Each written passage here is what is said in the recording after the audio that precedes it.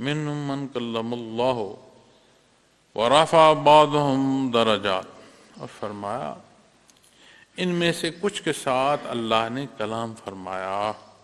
اور بعض کے درجات بلند کیے۔ ورفع بعضهم درجات، اس حصے پر جو ہے علماء فرماتے ہیں کہ یہ حصہ ایسا ہے جو آپ صلی اللہ علیہ وسلم کی بلندی درجات کی طرف اشارہ ہے، کیونکہ اس سے پہلے جو فرمایا گیا نا کہ کچھ اللہ نے ایسے جن سے کلام فرمایا۔ اللہ کریم کا کلام فرمانا یہ کوئی عام بات نہیں ہے، بہت بڑی بات، بہت بڑی عطا ہے۔ میں تھوڑی دیر پہلے عرض کر رہا تھا کہ کلام میں متکلم کا اثر ہوتا ہے، صاحب کلام میں اس کا اثر جاتا ہے۔ تو یہاں جب اللہ کریم کے کلام کی بات ہو رہی ہے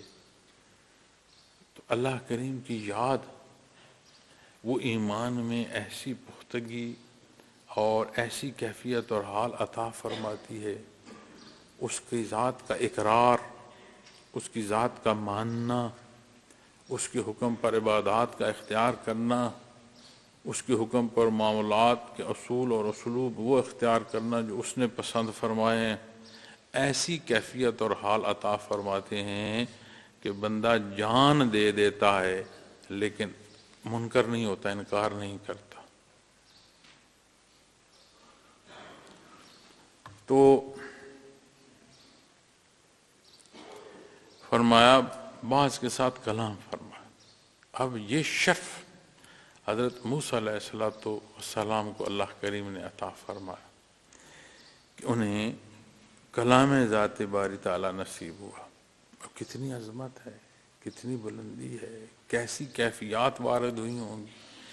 کیسے آپ علیہ السلام کے ایمان کو اور کتنی تقویت نصیب ہوئی ہوگی۔ اس کے لیے کوئی واضح کے الفاظ سمجھ نہیں آ رہے کہ کوئی واضح نے ایسے الفاظ وضع کیے ہوں کہ جنہیں بیان کروں۔ یقیناً اپنی نالائقی اور کم علمی کا احساس ہوتا ہے، لیکن یہ بھی نہیں سمجھ آتی کہ کوئی ایسے الفاظ میسر آئیں جو ان کیفیات اور ان حالات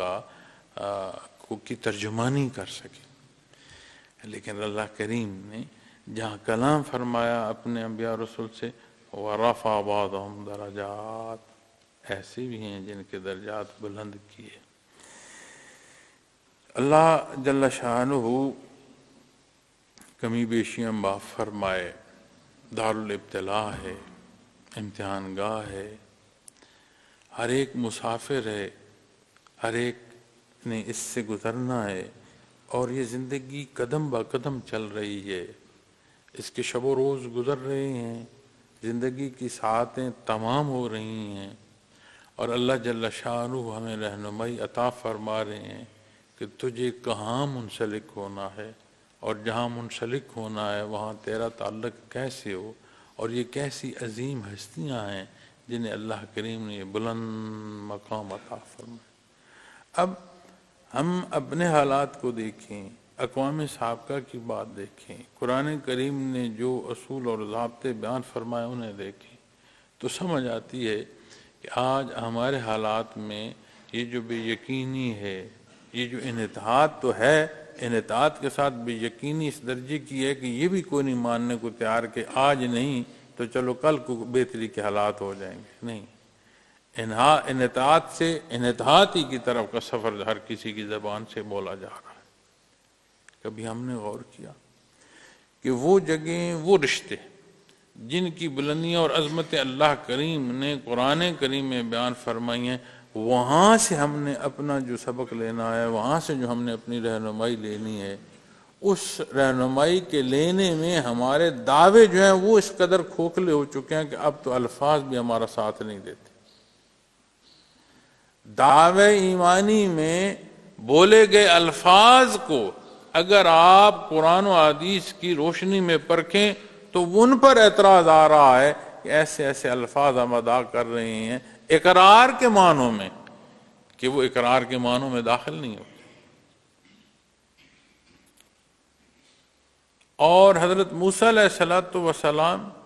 وہ ہستی جنہیں اللہ نے کلام ذاتی سے شرف بخشا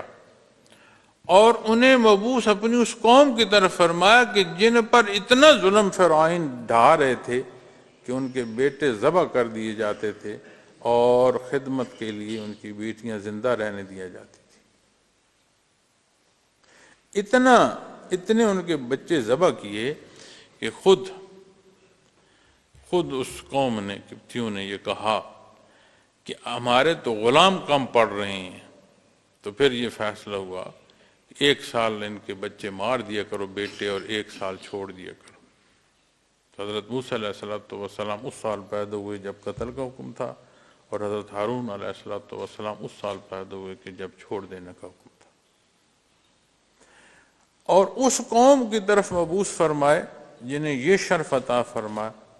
کہ جہاں انہوں نے پیروی کی، قرآن کریم نے بنی اسرائیل کے واقعات میں کیسی کیسی چیزیں بیان فرمائیں، پھر انہیں کیا کیا عطا فرمایا، کتنے خرق عادت معاملات قرآن کریم نے بیان فرمائے بنی اسرائیل کی طرف۔ لیکن جہاں انہوں نے حکم کے خلاف گئے ہیں، بھلے وہ بات آپ گو سالے پرستی کی لیں، بھلے آپ وہ بات کھانے پینے سے ناشکری کی لیں، بھلے وہ شہروں کے داخلی کی لیں، بھلے وہ بیماریوں سے چھٹکارے کی لیں، جہاں جہاں انہوں نے تجاوز کیا وہاں انہیں سختی دیکھنی پڑی، اس سختی سے گزرنا پڑا۔ اس کا مطلب ہے کہ اقرار اس اتباع میں اس حصے میں لے جاتا ہے جہاں اللہ کریم آسانی عطا فرماتے ہیں، دنیا کی زندگی میں بھی اور آخرت تو تعمیر ہوتی ہے، اور جہاں اقرار کی بات آتی ہے اپنی آخرت تو تباہ کرتی ہے مخلوق، دنیا بھی اجاڑ دیتی ہے۔ اور بڑی عجیب کیفیت حضرت رحمۃ اللہ تعالی علیہ لکھتے ہیں، آپ فرماتے ہیں کہ جب دنیا کے طرف راغب ہو نا تو دنیا پھر آگے دوڑ پڑتی ہے، لیکن دنیا کو راغب نہ رکھو، متوجہ اللہ ہو تو دنیا تمہارے پیچھے ہوتی ہے۔ اور یہ دنیا کی زندگی میں دیکھا ہے، ایسا ہوتا ہے، مخلوق دنیا کے پیچھے بھاگتی ہے اور دنیا اور دور بھاگتی ہے، مخلوق دنیا کو چھوڑ کر اللہ کی طرف راغب ہوتی ہے، دنیا کی کوئی شے، کوئی سہولت ایسی نہیں ہے جو چل کر ان کی طرف نہ جا رہی ہو، بڑا فرق۔ لیکن بات اس اقرار کی ہے جو نہاں خانے دل تک آئے، حلیے سے، اعلان سے اس کا اثر نہیں پیدا ہوتا۔ پھر یہاں یہ سمجھنا ضروری ہے کہ اس موضوع پر یا اس بات کو اس پہلو سے بیان کرتے ہوئے میرا مقصد یہ نہیں ہے کہ دنیا چھوڑ دو، دنیا بھی اللہ کی مخلوق ہے، دنیا کے رہنے کا وہ پہلو جو اللہ تعلیم فرما رہے ہیں، جس کی تربیت نبی کریم صلی اللہ علیہ وسلم نے فرمائی ہے، اسے اختیار کیا جائے تو دنیا تمہارے پیچھے ہوگی۔ خواہشات نفسانی کی پیروی کرو گے، شیطان کی راہ اور اس کا مشورہ مانو گے تو جس دنیا کے لیے دین چھوڑو گے وہ دنیا تمہیں نہیں میسر آئے گی، وہ آگے آگے ہوگی، تا حیات تم پیچھے رہو گے۔ لیکن دنیا میں ویسے رہو جیسے فرمایا جا رہا ہے، تو یہ دنیا کا ہر عمل بھی عبادات کے درجوں میں داخل ہونا شروع ہو جائے گا۔